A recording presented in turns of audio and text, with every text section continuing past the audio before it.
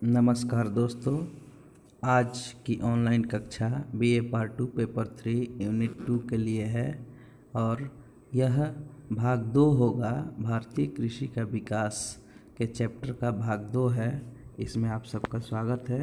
तो आइए शुरू करते हैं। भारतीय कृषि का विकास भाग 2। इसमें सबसे पहले हम लोग हरित क्रांति की चर्चा करेंगे और उसके बाद में श्वेत क्रांति की चर्चा करेंगे। तो आइए शुरू करते हैं। देश में कृषि के विकास के अंतर्गत हरित क्रांति किस प्रकार आई और इसने कैसे अपना योगदान दिया। भारत की कृषि आज़ादी के पहले पूरी तरह से जीवन निर्वाहन प्रकार की थी, क्योंकि यहाँ कृषि का उद्देश्य सिर्फ और सिर्फ पेट भरना था। लेकिन इसमें आज़ादी के बाद विकास के लिए बहुत तरह के प्रयास किए जाने लगे। 20वीं सदी के आधे तक इसमें सिर्फ मामूली विकास हो पाया, क्योंकि इस अवधि में कई भयानक सूखा और अकाल आए। विभाजन के बाद 1/3 सिंचित भूमि हमारे पड़ोसी देश पाकिस्तान में चला गया और इसका दुष्परिणाम यह रहा कि भारत में कृषि भूमि की व्यापक कमी आ गई। आज़ादी के तुरंत बाद खाद्यान्न का उत्पादन कम हो गया, जो कि बढ़ना चाहिए था। इसीलिए यहाँ की सरकार ने खाद्यान्न का उत्पादन बढ़ाने का लक्ष्य तय किया और उसके लिए निम्नलिखित उपाय किए। पहला, नकदी फसलों के बदले में खाद्य फसलों के खेती पर जोर दिया जाने लगा या फिर किया जाने लगा। दूसरा, पहले से ही कृषि की जाने वाली भूमि में फसलों की गहनता बढ़ा दी गई। इसका मतलब यह होता है कि एक खेत में एक ही कृषि होती थी, अब उसमें कई फसल होने लगी एक साथ, या फिर साल में यदि 2 फसल होती थी तो उसमें 3 फसल का प्रयास किया जाने लगा। तीसरा, कृषि योग्य प्रति भूमि को जुताई के द्वारा कृषि भूमि में बदल दिया गया। इसका परिणाम यह रहा कि भारत में कृषि भूमि के क्षेत्रफल में वृद्धि हो गया। जो नुकसान हम लोगों के कृषि भूमि के पाकिस्तान में चले जाने से हुआ था, उसकी बहुत कुछ भरपाई इन उपायों के द्वारा हुआ और खाद्यान्न में वृद्धि हुई, खाद्यान्नों के उपज में वृद्धि हुई। शुरुआत में तो यह प्रयास अच्छा रहा, परंतु कुछ ही वर्षों के बाद सब कुछ धीरे धीरे शिथिल हो गया। उसको क्या बोलेंगे, स्टैग्नेंट होने लगा। मतलब मनचाही वृद्धि नहीं होने लगी। तब फिर कुछ उपाय किए गए। इससे उबरने के लिए भारत सरकार ने कई और कार्यक्रम शुरू किए, जिसमें पहला है IADP, intensive agriculture district programme. यानी कि हम अब भारत के छोटे छोटे इकाइयों पर ध्यान देना शुरू किए और जिला स्तर पर कई कार्यक्रम शुरू किए गए। यानी कि जिस जिले में कृषि अच्छी होती थी वहाँ पर अब इंटेंसिव एग्रीकल्चर पर जोर दिया जाने लगा। दूसरा था IAAP, intensive agriculture area programme. अब इसमें उससे भी नीचे जा कर के, जिला से भी नीचे जा कर के क्षेत्र स्तर पर कृषि की गहनता को बढ़ाने का प्रयास किया गया। लेकिन इन सभी प्रयासों के बावजूद 60 के दशक के मध्य में लगातार 2 या 3 या यूँ कहें कि कई सुखाड़ों ने और अकालों ने देश में फिर से खाद्यान्न संकट उत्पन्न कर दिया, जिसके परिणाम स्वरूप हमें बाहर से खाद्यान्न आयात करने पड़े। इन सभी विपरीत परिस्थितियों और अनेक सकारात्मक प्रयासों के बीच भारत में हरित क्रांति की शुरुआत हुई। तो चलिए हम लोग शुरू करते हैं हरित क्रांति। हरित क्रांति शब्द सबसे पहले अमेरिका के वैज्ञानिक विलियम गैड ने प्रयोग किया था और उनका हरित क्रांति से मतलब फसलोत्पादन में चमत्कारिक अभूतपूर्व वृद्धि से है। और इसका मतलब भारत में परंपरागत तकनीक और कृषि की विधियों के बदले आधुनिक विधियों के द्वारा कृषि होना और उसके द्वारा फसलों के उत्पादन में आश्चर्यजनक वृद्धि होना भारत में हरित क्रांति कहलाता है। इस क्रांति की शुरुआत 1950 में मैक्सिको के रॉकफेलर फाउंडेशन के वैज्ञानिकों द्वारा की गई, जिसके प्रमुख वैज्ञानिक हैं नॉर्मन बोरलॉग। उन्होंने गेहूं की उच्च उपज वाली और तथा रोग प्रतिरोधी बौनी किस्म की गेहूं के पौधों के अनुसंधान के लिए जाने जाते हैं, जिससे पूरे विश्व में तहलका मच गया।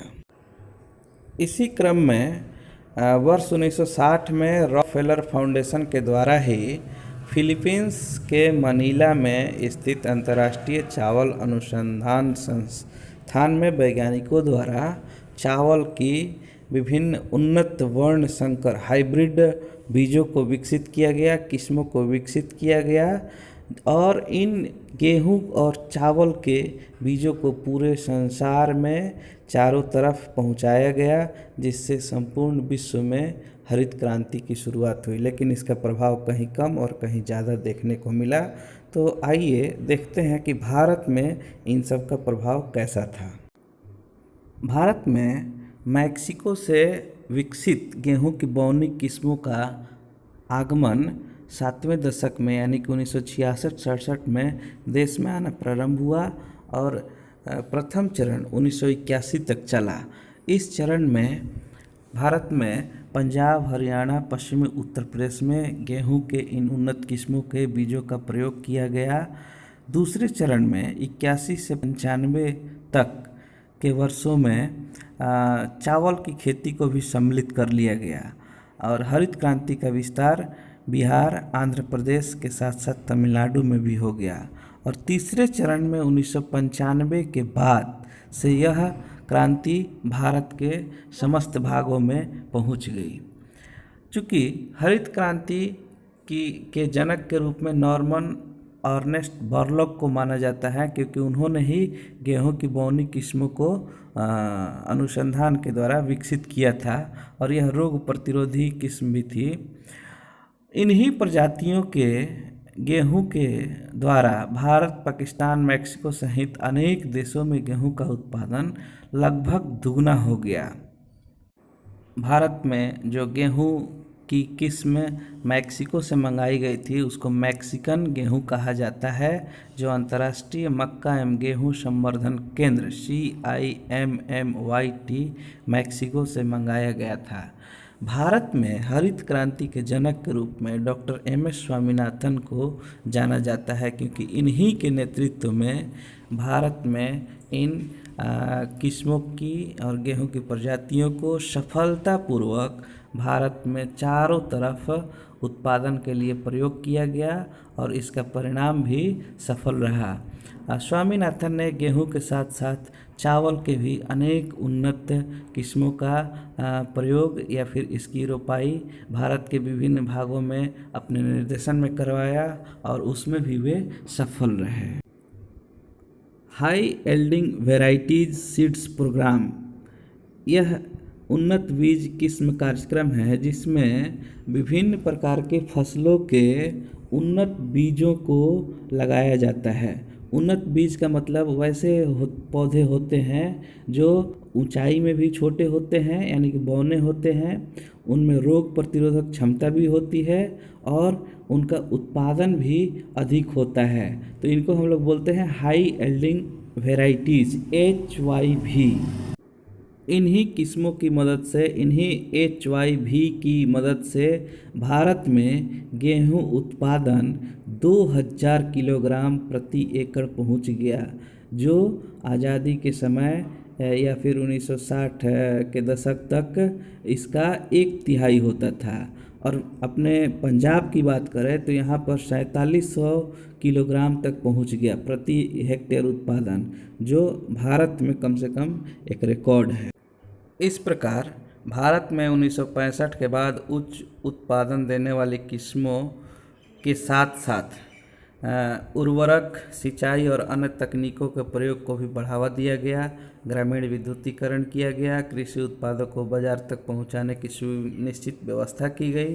ग्रामीण सड़कों और मार्केटिंग कार्यों को बढ़ावा दिया गया। इन सब को सम्मिलित रूप से हरित क्रांति के नाम से जाना जाता है।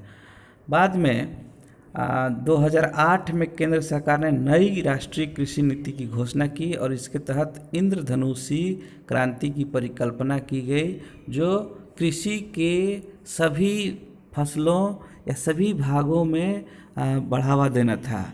इसमें सभी प्रकार की फसलों को टारगेट किया गया और उनमें गेहूं की तरह ही क्रांति लाने का प्रयास किया गया। इसको इंद्रधनुषी क्रांति कहा जाता है। अब हम थोड़ा सा देखेंगे कि हरित क्रांति ने भले ही उत्पादन को बढ़ा दिया, लेकिन अपने पीछे कई समस्याओं को छोड़ गया। इसमें प्रमुख हैं कि खाद्यान्नों गेहूँ, चावल, ज्वार, बाजरा, मक्का को छोड़कर दलहन, तिलहन आदि की बुआई के क्षेत्रों में कमी आ गई। इसी प्रकार पंजाब, हरियाणा, पश्चिमी उत्तर प्रदेश, तमिलनाडु, आंध्र प्रदेश से कुछ राज्य इससे लाभान्वित तो जरूर हुए, लेकिन इनमें क्षेत्रीय असमानताएं उत्पन्न हो गई। मतलब कई राज्यों में उतना अधिक विकास नहीं हो पाया, तो इससे डिस्पैरिटी शुरू हो गई। उर्वरकों और कीटनाशकों के अत्यधिक प्रयोग के कारण मृदा और पर्यावरण को हानि पहुंची और कई समस्याएं उत्पन्न हुई। इसी प्रकार अत्यधिक सिंचाई के कारण ग्राउंड वाटर टेबल में कमी आ गई, यानी कि पानी का, जल का जो स्तर है वो काफ़ी नीचे चला गया और खेतों के क्षेत्रफल को बढ़ाने के लिए वनों की भी पर्याप्त मात्रा में कटाई की गई। तो एक हम लोग टेबल के द्वारा स्क्रीन पर देखेंगे कि कृषि से संबंधित जो महत्वपूर्ण क्रांतियां हैं, तो क्रांति का नाम क्या है और उससे संबंधित कृषि का नाम क्या है, ये हम लोग स्क्रीन पे गौर करेंगे। अब हम गौर करेंगे श्वेत क्रांति पर, जो दूध के उत्पादन से संबंधित है। भारत में कृषि मिश्रित रूप में है, यानी कि यहाँ कृषि के साथ साथ पशुपालन भी किया जाता है, इसलिए पशुपालन को भी कृषि का एक अंग माना जाता है। भारत में दूध की कमी को दूर करने के लिए डेयरी फार्मिंग को बढ़ावा दिया गया और ऑपरेशन फ्लड की शुरुआत हुई। यह 1970 ईस्वी में शुरू हुई। डेयरी फार्मिंग एक प्रकार की कृषि की श्रेणी ही है जो पशुपालन से जुड़ी है। इसके अंतर्गत शामिल हैं दुग्ध उत्पादन, प्रसंस्करण और खुदरा बिक्री। इसके लिए बहुत सारे काम किए जाते हैं, जैसे गाय व भैंस, बकरी व अन्य पशुधन का विकास किया जाता है और इनके प्रजनन, देखभाल और दूध की खरीद और विभिन्न उत्पादों के प्रोसेसिंग भी शामिल हैं। भारत में विश्व का सबसे अधिक दूध उत्पादन होता है और भारत इस प्रकार प्रथम स्थान पर है। यहाँ पर 114.4 गुणे 10 के पावर 9 यानी 11,440 करोड़ किलोग्राम प्रति वर्ष दूध का उत्पादन होता है। इस प्रकार भारत एक नंबर पर है पूरे विश्व में। जिस प्रकार भारत की आत्मा गाँव में बसती है, उसी प्रकार डेयरी फार्मिंग भी गाँव में ही बसता है। 70% दूध ग्रामीण इलाकों में स्थित छोटे व सीमांत व भूमिहीन किसानों से ही आता है। प्रमुख दूध उत्पाद हैं दूध, घी, मक्खन, पनीर, संघनित दूध, पाउडर, दही, मट्ठा इत्यादि। बाद में विभिन्न डेयरी फार्मों के विकास पर भी ध्यान दिया जाने लगा और इसके लिए NDDB national dairy and development board की भी स्थापना भारत में कई जगहों पर की गई और देश में इस प्रकार 400 डेयरी संयंत्र हैं। हालांकि डेयरी में काम करने के लिए या फिर उसको दक्षतापूर्वक संचालित करने के लिए सुयोग्य और सुप्रशिक्षित कर्मियों की आवश्यकता होती है। देश में श्वेत क्रांति के जनक वर्गीज कुरियन हैं और कुरियन साहब ने IDC इंडियन डेयरी कॉरपोरेशन की स्थापना की।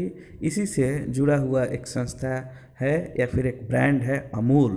अमूल की शुरुआत भी इन्हीं के संस्था के द्वारा हुई थी। उस समय देश में अमूल के अतिरिक्त कई विदेशी कंपनियों के ब्रांड भी चल रहे थे, लेकिन अमूल ने अपने गुणवत्ता के आधार पर इन सभी को पछाड़कर देश में नंबर 1 का पोजीशन हासिल किया। भारत में ऑपरेशन फ्लड के लिए दूध का उत्पादन अधिक होना जरूरी है और इन सब के लिए पशुओं की नस्लों का सुधार भी जरूरी है ताकि दूध का उत्पादन अधिक हो सके। इसी के लिए IVRI की भी स्थापना की गई, इंडियन वेटरिनरी रिसर्च इंस्टीट्यूट की स्थापना की गई, जो पशुओं की चिकित्सा और उनके प्रजनन और नस्ल सुधार पर काम करता है। भारत में जिन नस्लों के द्वारा दुग्ध उत्पादन अधिक हुआ है या फिर ऑपरेशन फ्लड आया है, वो मैं कुछ नाम लेना चाहता हूँ।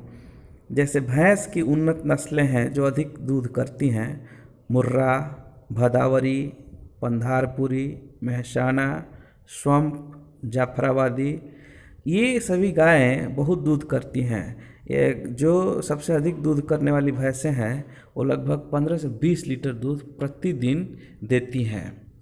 इसी प्रकार गाय की अच्छी नस्लें हैं देश में साहिवाल, गीर, लाल सिंधी, राठी, कांकरेज, थारपारकर, हरियाणवी, देवनी, और इन गाय की अच्छी नस्लों ने एक दिन में 50 से 80 लीटर दूध को भी संभव करके दिखाया है। इस प्रकार हरित क्रांति और श्वेत क्रांति का यह चैप्टर समाप्त होता है। बहुत बहुत धन्यवाद।